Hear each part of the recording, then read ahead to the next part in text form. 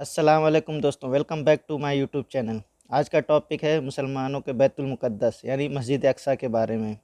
جو لوگ بھی میرے چینل پر نئے ہیں یا فرسٹ ٹائم ہیں، پلیز چینل کو سبسکرائب کرنا نہ بھولیں۔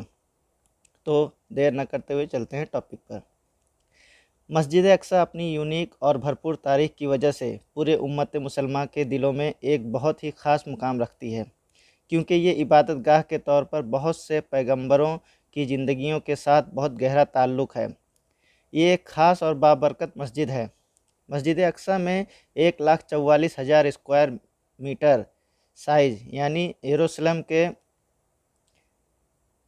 پرانے شہر کے پورے رقبے کا تقریباً 6واں حصہ شامل ہے اور 5 لاکھ نمازیوں کے علاقے میں رہنے کی گنجائش ہے۔ مسجد اقصیٰ اسلام میں قبلہ اول تھی اور یہ پیغمبر اسلام کے لیے ایک اہم عبادت گاہ رہی ہے۔ یہ مکہ مکرمہ میں مسجد الحرام کے 40 سال بعد تعمیر کیا گیا تھا۔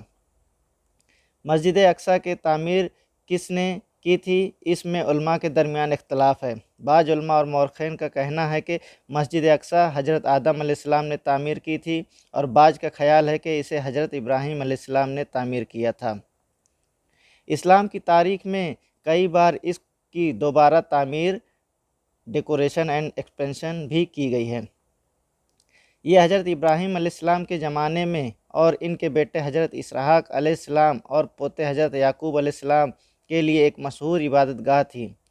جب حضرت یعقوب علیہ السلام کے بیٹے حضرت یوسف علیہ السلام مصر میں پاور آف پوزیشن پر فائز ہوئے تھے تو انہوں نے اپنے خاندان سے کہا کہ وہ ان کے ساتھ شامل ہو جائیں اور فلسطین کو گھیرے ہوئے غربت سے بچ جائیں۔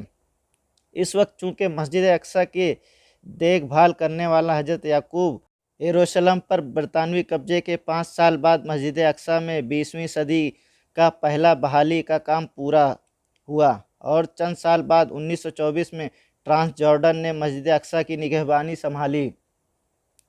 1947 میں برطانیہ کی طرف سے فلسطین کا مسئلہ اقوام متحدہ کے پاس جانے سے پہلے یہودیوں کے پاس فلسطین کی کل لینڈ کا 6% سے بھی کم حصہ تھا۔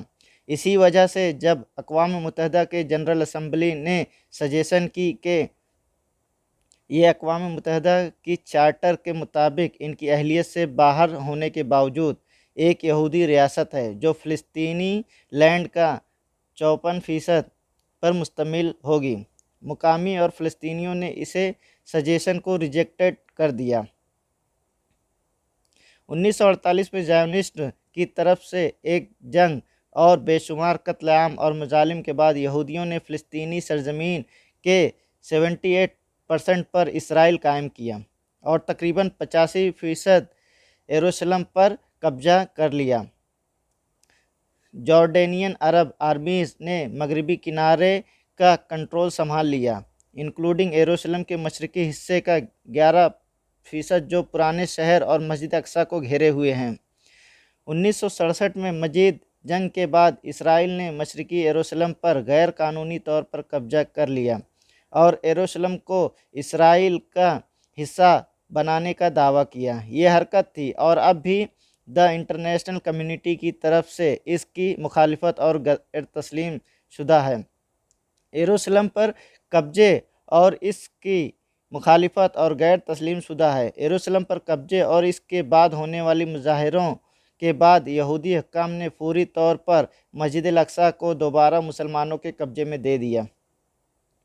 اہم اسرائیلی شخصیات کی طرف سے مسجد الاقصیٰ میں یہودیوں کی نماز قائم کرنے کی کوششوں اور اس کے بعد ہونے والے مظاہروں کے بعد مسجد الاقصیٰ میں یہودیوں کی نماز پر پابندی کا قانون منظور کیا گیا۔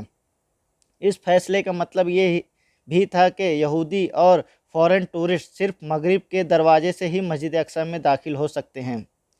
تاہم 1967 کے بعد سے بہت سے اسرائیلی حکام نے یہودیوں کو مسجد الاقصیٰ کی جگہ پر عبادت کرنے کی اجازت دینے کے احکام منظور کیے، اور بہت سے آرگنائزیشن اسرائیلی حکام سے مسجد الاقصیٰ کے مقدس سرزمین پر یہودیوں کی عبادت گاہ پر ریکنسٹرکشن پروسیس شروع کرنے کے لیے لابنگ کر رہے ہیں۔ 1969 में एक ज़ायोनिस्ट इंतहा पसंद की तरफ से लगाई गई आग ने सलाहुद्दीन अय्यूबी के नस्ब करदा मेंबर को तबाह कर दिया। मेंबर को दुनिया का सबसे खूबसूरत तस्वर किया जाता था और इसे देवदार और दीगर लकड़ी के 10,000 से ज़्यादा आपस में जुड़े हुए टुकड़ों के साथ तामीर किया गया था। हाथी दांत और मोती को बगैर किसी ग्लू या एक कील की स्टिकी किया गया था। फायर से होने वाली ज़्यादातर नुकसान की मरम्मत में 20 साल से ज़्यादा का अरसा लगा, क्योंकि इसराइलियों ने मस्जिद अक्सा में मुनासिब रिसोर्सेज की इजाज़त नहीं दी थी। 1987 में गाज़ा में एक चौकी पर कतार में खड़े 4 फ़िलिस्तीनियों को कत्ल कर दिया गया, जिसने पहली इंतफादा को जन्म दिया। इंतफादा के लफ्ज़ी मतलब हैं बुलाना, और फ़िलिस्तीन और मस्जिद अक्सा को इसराइली जबर से आज़ाद करने के मानी में इस्तेमाल किया जाता है। 2000 में एरियल शरोन ने 1000 से ज़्यादा सिक्योरिटी गार्ड्स और पुलिस के घेरे में मस्जिद अक्सा पर मार्च किया। इसने दूसरी फ़िलिस्तीनी इंतफादा को जन्म दिया। इस दौरे के बाद मस्जिद अक्सा में नमाज़ पढ़ने के ख्वाहिशमंद फ़िलिस्तीनियों पर पाबंदियाँ आयद कर दी गई। फ़िलिस्तीनी मर्दों, ख़ास तौर पर जिनकी उम्र 18 से 50 साल के दरमियान है, को मखसूस औकात में नमाज अदा करने पर पाबंदी का सामना करना पड़ा। ये पाबंदियाँ आज तक बरकरार हैं। मार्च 2013 में जॉर्डन के बादशाह शाह अब्दुल्ला दोम ने फ़िलिस्तीनी अथॉरिटी के सदर महमूद अब्बास के साथ एक मुआहदे पर दस्तखत किए, जिसमें इस जमूत को बरकरार रखा और इस बात का इरादा किया कि जॉर्डन के बादशाह यरूशलेम में मुक़द्दस मकामात का सरकारी मुहाफ़िज़ है और इसे तमाम कानूनी कोशिशों करने का हक़ हासिल है। इन्हें महफूज रखने के लिए ख़ास तौर पर मस्जिद अक्सा को नवंबर 2013 में कनिष्ठ इसराइली पार्लियामेंट में एक मसूदा इसराइली कानून तजवीज़ किया गया था, जिसमें यहूदियों को मस्जिद अक्सा में नमाज अदा करने का हक़ दिया गया था। ये तरक्की कौम परस्तों की 40 साल की शदीद लॉबिंग का नतीजा है, जो मस्जिद अक्सा को इसके मौजूदा शक्ल में तबाह करना चाहते हैं और इसकी जगह यहूदियों की इबादतगाह बनाना चाहते हैं। अक्टूबर 2014 में इसराइली हुक्काम ने 1967 के बाद पहली बार मस्जिद अक्सा को बंद कर दिया। इसके नतीजे में पूरे फ़िलिस्तीन और मुस्लिम दुनिया में बड़े पैमाने पर एहतजाज हुआ और इसके बाद तेज़ी से मस्जिद अक्सा को दोबारा खोल दिया गया।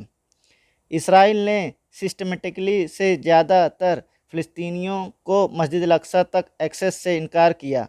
मस्जिद अक्सा के नीचे खुदाई के कामों की इजाज़त दी है, जिससे मस्जिद अक्सा की बुनियादों को नुकसान पहुंचा है, और यहूदियों को मस्जिद अक्सा में दाखिल होने की इजाज़त दी है।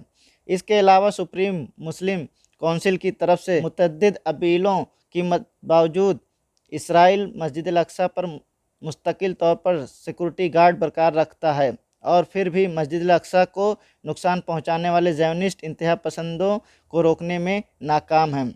दिलचस्प बात यह है कि यूनाइटेड नेशन की सलामती कौंसिल ने इसराइल के पुराने यरूशलेम को अफिलिएशन की मजम्मत में 20 से ज़ायद करारदादें मंजूर की हैं और इसराइल अपनी तारीख़ में यूनाइटेड नेशन की तरफ से सबसे ज़्यादा मजम्मत करने वाला मुल्क रहा है।